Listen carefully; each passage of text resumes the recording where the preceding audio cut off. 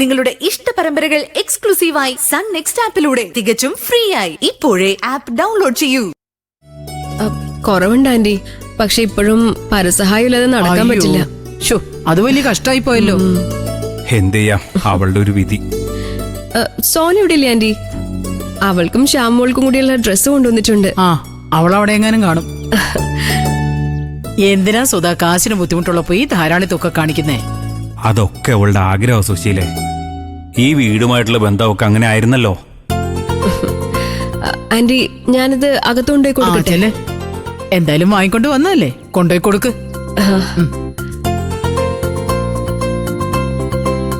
സുധം വാ. കല്യാണ ഒരുക്കങ്ങളൊക്കെ എവിടം വരെ എത്തി? ഓരോരോ കാര്യങ്ങളായിട്ട് ഇങ്ങനെ അടുപ്പിച്ചോണ്ടിരിക്കുക സുശീലേ. എല്ലാത്തിനും ഓടാൻ ഞാൻ ഒറ്റൊരുത്തനല്ലേ ഉള്ളൂ. ദേ, നീയും ഇന്ദ്രനും സത്യനൊക്കെ 2 ദിവസം മുമ്പേ അങ്ങ് എത്തിക്കൊള്ളണം. നിങ്ങളൊക്കെ ഉള്ളൊരു സഹായത്തിന് മുന്നിൽ നിന്ന് അങ്ങ് നടത്തി തന്നേക്കണം. ശരി, ബാ. ഇതൊരു പ്രതിഭയോ? ഇരിക്കെ. കോളിബില്ല് ഞാൻ കേട്ടിരുന്നു. പ്രതിഭ തനിച്ചാണോ വന്നത്? അല്ല, അച്ഛനും വന്നിട്ടുണ്ട്. ആന്റിയായിട്ട് സംസാരിച്ചോണ്ടിരിക്കുക. മാരേജിങ് എത്തിയല്ലോ. ഡ്രസ്സും ഗോൾഡൊക്കെ എടുത്തോ? ഡ്രസ്സ് കഴിഞ്ഞ ദിവസം എടുത്തു. ഗോൾഡ് അച്ഛൻ എവിടെയോ ഏൽപ്പിച്ചിട്ടുണ്ട്. 2 ദിവസം കഴിഞ്ഞ് എടുക്കും.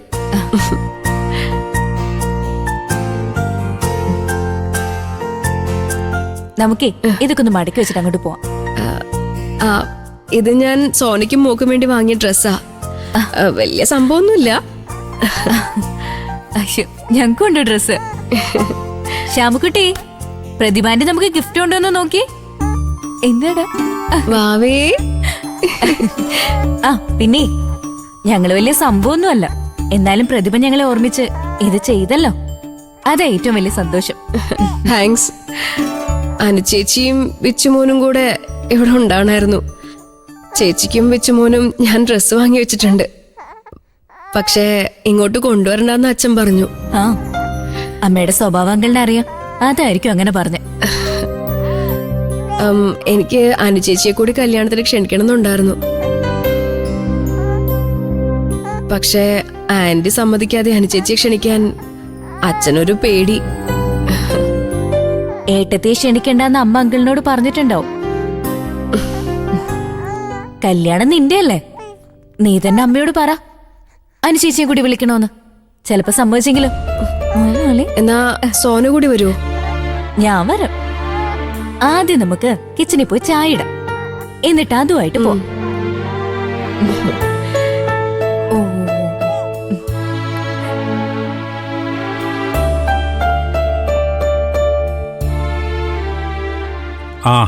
പറഞ്ഞു വന്നപ്പോഴാ ഞാൻ നമ്മുടെ വിശ്വനാഥനെ ഒരു ആവശ്യത്തിന് വിളിച്ചിരുന്നു.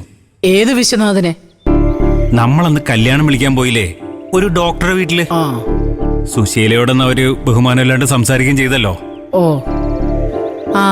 നമ്മുടെ സച്ചി സാറിന്റെ മോളെ കല്യാണം കഴിക്കാൻ പോകുന്ന ഡോക്ടർ. അതെ, അവന്റെ അച്ഛനാണ് വിശ്വനാഥൻ. ആ ഡോക്ടർ ഞാനും വീണ്ടും കണ്ടായിരുന്നു. അവൻ ജോലി ചെയ്യുന്ന ഹോസ്പിറ്റലിൽ വെച്ച്. അതിരിക്കട്ടെ, അവന്റെ അച്ഛനെ സുധം വിളിച്ചിട്ട് എന്താ പറഞ്ഞെന്ന് പറഞ്ഞു? അത് ആ കല്യാണം നടക്കാൻ സാധ്യത കുറവാ സുശീല. അവരുടെ മകൻ ആ ബന്ധം വേണ്ടെന്ന് പറഞ്ഞത്രേ. അയ്യോ, അത് വലിയ കഷ്ടായി പോയല്ലോ. എന്താ കാരണം സുധാ? അല്ല, എന്റെ മോനെ സച്ചി അവരുടെ വീട്ടിൽ താമസിപ്പിച്ചത് കൊണ്ട് തന്നെയാണോ? അതൊന്നും അല്ല സുശീലെ. സച്ചി സാറിന്റെ മോനെ അത് വിവാദത്തിൽപ്പെട്ട പെണ്ണിനെ കല്യാണം കഴിക്കാൻ തീരുമാനിച്ചത് കൊണ്ടാണെന്നാ എന്നോട് പറഞ്ഞേ. അപ്പൊ അത് കൊള്ളേണ്ടടുത്ത് തന്നെ കൊണ്ടു. പിന്നെ അവര് വലിയ തറവാട്ടുകാരാ, പഴയ രാജകുടുംബത്തിന്റെ പരമ്പരയാ. പെണ്ണിന്റെ വീട്ടുകാര് കല്യാണക്കുറിയായിട്ട് വന്നപ്പോഴാ ആ ബന്ധം അവര് വേണ്ടാന്ന് പറഞ്ഞത്. അത് വലിയ കഷ്ടായി പോയല്ലോ. ചായ കുടിക്ക. മോളെ, കല്യാണത്തിന് നേരത്തെ അങ്ങ് വന്നേക്കണേ. വരാ അങ്കിളെ. കൊച്ചാരെങ്കിലും അടുത്തില്ലെങ്കിൽ ഒരു നിമിഷം ഇരിക്കില്ല. ഞാനിപ്പോ വരാം. പ്രതിഭ ചായ കുടിക്ക.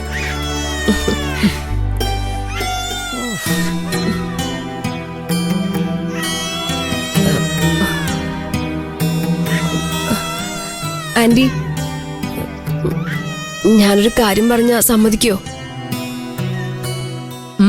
എന്താ പ്രതിഭേ? അത് എന്റെ കല്യാണത്തിന് അനുചേച്ചിയെ കൂടെ ക്ഷണിച്ചോട്ടെ ആന്റി.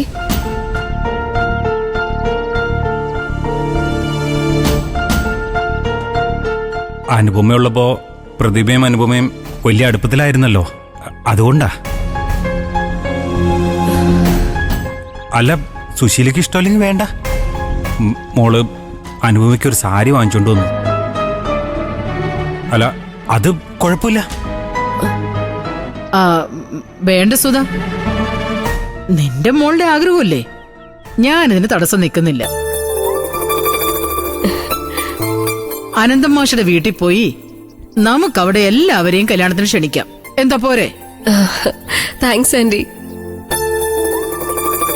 അല്ല, അപ്പോ കല്യാണം ക്ഷണിക്കാൻ സുശീലയും കൂടെ വരില്ലേ?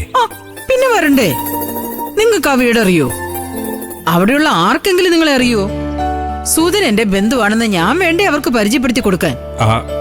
വളരെ സന്തോഷമുണ്ട് സുശീലേ, നീ ഞങ്ങൾക്ക് വേണ്ടി ഇത്രയും വിട്ടുവീഴ്ചയൊക്കെ ചെയ്തല്ലോ. നമ്മളൊക്കെ മനുഷ്യരല്ലേ സുധാ? ഇതുപോലുള്ള സന്ദർഭങ്ങളിലല്ലാതെ പിന്നെ എപ്പോഴാ നമ്മൾ വാശിയും വൈരാഗ്യവും ഒക്കെ മാറ്റിവെക്കുക?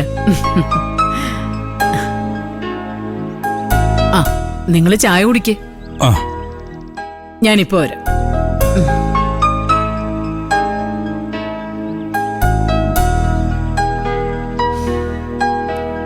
അങ്ങനെ ഈ കല്യാണം ക്ഷണിക്കാൻ പോകുന്ന കൂട്ടത്തില് സച്ചിയുടെ മകളുടെ കല്യാണം മുടങ്ങിയ കാര്യം കൂടി പഞ്ചരത്നത്തിൽ പോയി പൊട്ടിക്കും.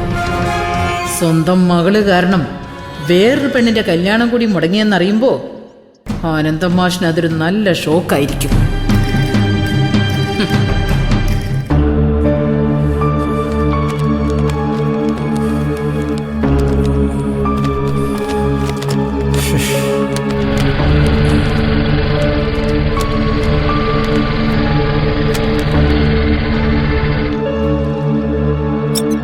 അച്ഛനെന്താ ഇവിടെ വന്നിരിക്കുന്നേ? സന്ധ്യയായ ഇവിടെ നല്ല കൊതുകുണ്ടാവും. അച്ഛൻ വന്നേ, അകത്ത് പോയിരിക്കാം. അകത്ത് നല്ല ചൂടായതുകൊണ്ടാ കുറച്ചു നേരം ഞാൻ ഇവിടെ ഇരുന്നത്. നീ പറഞ്ഞ പോലെ നല്ല കൊതുകിന്റെ ശല്യമുണ്ട്. കറണ്ട് പോയിട്ട് ആരും ഇലക്ട്രിസിറ്റി ഓഫീസിലേക്ക് വിളിച്ച് പറഞ്ഞില്ല അച്ഛാ? കുറെ സമയമായി ചേച്ചി കറണ്ട് പോയിട്ട്. രാവിലെ അവന്മാര് വന്ന് ഫ്യൂസ് ഊരിക്കൊണ്ട് പോയതാ ശബരി.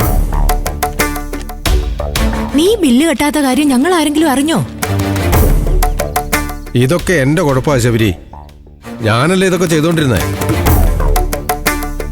ഈ ഹോസ്പിറ്റലിൽ കയറി ഇറങ്ങി നടക്കുന്നതിനിടയില് ഞാനതങ്ങ് മറന്നു. അച്ഛനെ വയ്യാതിരിക്കുമ്പോ ഞാനത് ഓർക്കേണ്ടതായിരുന്നു. അല്ല, രാവിലെ ഫ്യൂസ് ഊരിക്കൊണ്ടുപോയിട്ട് ആരും എന്താ എന്നെ വിളിച്ച് പറയാതിരുന്നേ? അവന്മാര് വന്നപ്പോ എന്നോടൊരു വാക്ക് പറഞ്ഞാൽ മതിയായിരുന്നു. പൈസ ഞാൻ കൊടുക്കത്തില്ലേ? ഇതിപ്പോ 1 മണിക്കൂർ മുമ്പാ എന്നോട് പറയുന്നേ. എന്താണ് ചേച്ചി ഇതൊക്കെ? എന്റെ ഷെൽഫിൽ കാശുണ്ടായിരുന്നല്ലോ. ദേ, ഈ സംഭവം ഒന്നും അറിഞ്ഞില്ലേ? സംഭവമൊക്കെ ഞാൻ അറിഞ്ഞു.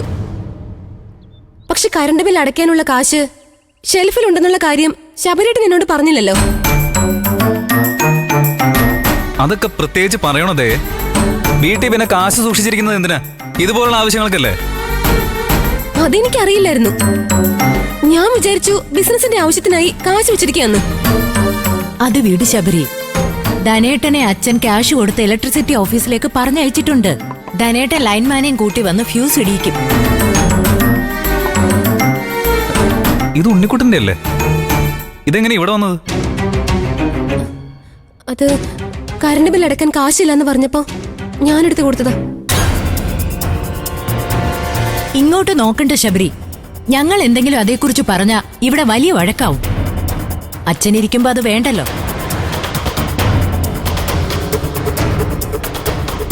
പണയം വെക്കാൻ കൊടുക്കുമ്പോ മോന്റെ ആഭരണം തന്നെ കൊടുക്കണതേ.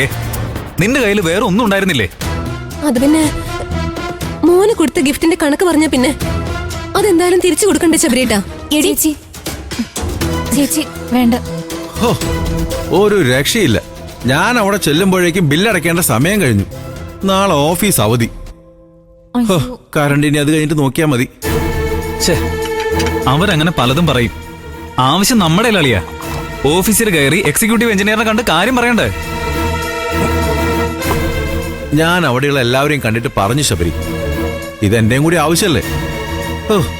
കറണ്ട് ഇല്ലാതെ രാത്രി ഇവിടെ എങ്ങനെ കിടന്നുറങ്ങും? നിങ്ങൾക്കൊക്കെ രാത്രി എങ്ങനെ കിടന്നുറങ്ങുന്നു മാത്രം ആലോചിച്ചാൽ മതി. ഇവിടെ ഫ്രിഡ്ജിൽ സൂക്ഷിക്കേണ്ട അച്ഛന്റെ മരുന്നുകളുണ്ട്.